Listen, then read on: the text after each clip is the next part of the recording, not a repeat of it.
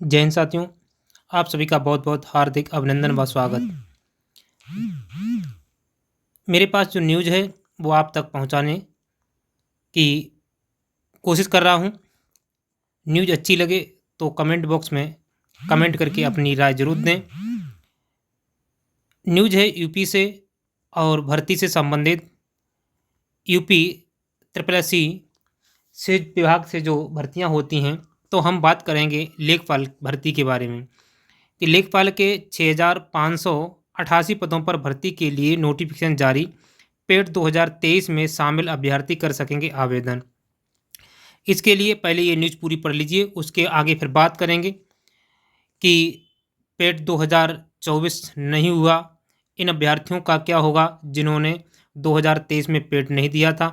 बहुत से छात्र तैयार हो गए हैं, इसके योग्य हो गए हैं, जिन्होंने अभी इसी वर्ष 2024 में इंटर किया और उनकी एज भी 18 वर्ष हो गई है। तो क्या वो इसके योग्य नहीं है, बात करेंगे। पहले पढ़िए पूरी खबर।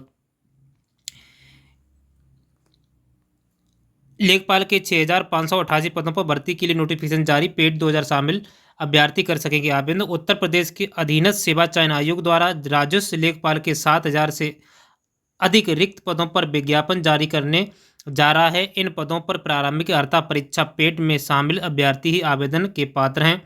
अभ्यर्थियों को उत्तर प्रदेश अधीनस्थ सेवा चयन आयोग की आधिकारिक वेबसाइट पर जाकर के ऑनलाइन आवेदन करना होगा। किसी भी मान्यता प्राप्त बोर्ड से इंटर पास अभ्यर्थी आवेदन करने के लिए पात्र होंगे। आगे क्या है कि उत्तर प्रदेश अधीनस्थ सेवा चयन आयोग यूपी SSC द्वारा प्रारंभिक अर्हता परीक्षा पेट 2023 के आधार पर परीक्षा विज्ञापन मंडी सचिव पदों पर मुख्य परीक्षा का सिलेबस जारी कर दिया गया है। तो आपने देखा होगा कि जो मंडी सचिव है उसके पदों का जो सिलेबस है वो जारी हो गया है, जिसमें 20 प्रश्न उत्तर प्रदेश राज्य से संबंधित, 15 प्रश्न कंप्यूटर से संबंधित, 15 प्रश्न रीजनिंग, 20 प्रश्न सामान्य ज्ञान और 20 प्रश्न मंडी सचिव 1964 अधिनियम से संबंधित पूछे जाएंगे। इसी प्रकार कुल 100 प्रश्नों की परीक्षा आयोजित की होगी। निगेटिव मार्किंग है का भी प्रावधान रहेगा। 120 मिनट की OMR आधारित परीक्षा आयोजित इन पदों के लिए परीक्षा कराई जाएगी। तो आपने देखा कि निगेटिव मार्किंग होगी, तो इसका आपको विशेष ध्यान रखना है। 120 मिनट की OMR बेस आधारित परीक्षा होगी। इन पदों के लिए परीक्षा तिथि और एडमिट कार्ड संबंधित सूचना अलग से आधिकारिक वेबसाइट पर जारी की जाएगी। इससे पहले आयोग द्वारा मानचित्रकार का जो सिलेबस भी जारी कर दिया गया है। जूनियर असिस्टेंट जे 1264 पदों के लिए परिणाम फरवरी माह में ही घोषित कर दिया गया था।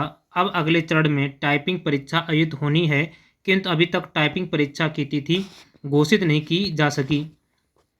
जारी सूचना के अनुसार आगामी दिनों में टाइपिंग परीक्षा तिथि घोषित कर दी जाएगी। अक्टूबर माह के पहले सप्ताह में टाइपिंग परीक्षा प्रारंभ हो सकती है।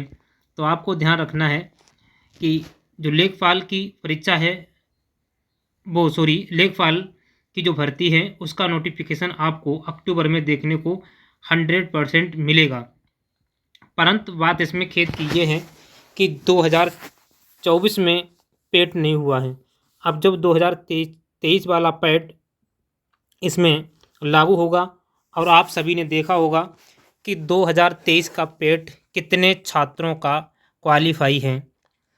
इतना हार्ड पूछा गया था वो पेट कि सभी छात्रों का परीक्षा में बैठे हुए तो इतने छात्र अधिक से अधिक नंबर कम उनके आए हैं।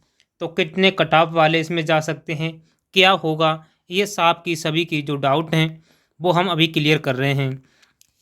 हमें तो उम्मीद यहाँ तक है कि जिसके अगर 30 तक नंबर होंगे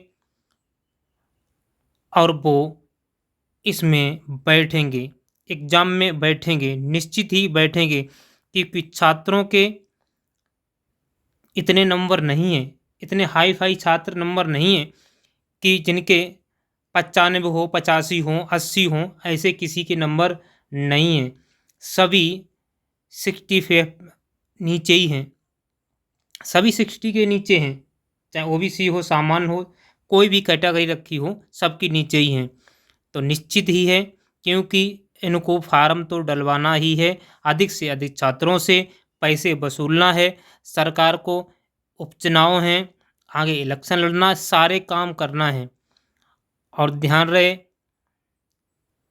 आप अगर आंदोलन करेंगे तो आपके आंदोलन की कोई सुनवाई नहीं होती है। एक नहीं, अनेकों आंदोलन हुए। किस विभाग के लिए आंदोलन नहीं हुए? भर्तियों के किस विभाग के लिए आंदोलन नहीं हुए? कौन सी भर्ती आ रही हैं? शिक्षक में तो ये आलम है कि अभी तक चयन आयोग के बारे में सरकार टालती थी, और अब वो भर्तियों को लेकर जो नाम लेती है और अभी उस पर भी काम नहीं करती है। कहने को कुछ है, करने को कुछ है, दिखाने को कुछ है, पर खाने को कुछ है। लगता है बिल्कुल भी सरकार का ध्यान है ही नहीं, या तो ये रोजगार के नव युवकों से सरकार जलती है, नफरत करती है, क्या है पता नहीं, वो वही जाने। ऐसे ऐसे लोगों को बैठाला गया सीट पर, जो सीट पर बैठ करके सीट भी शर्मिंदा है कि हम जिस काम के लिए इस्तेमाल हो रहे हैं वो काम मेरा नहीं है।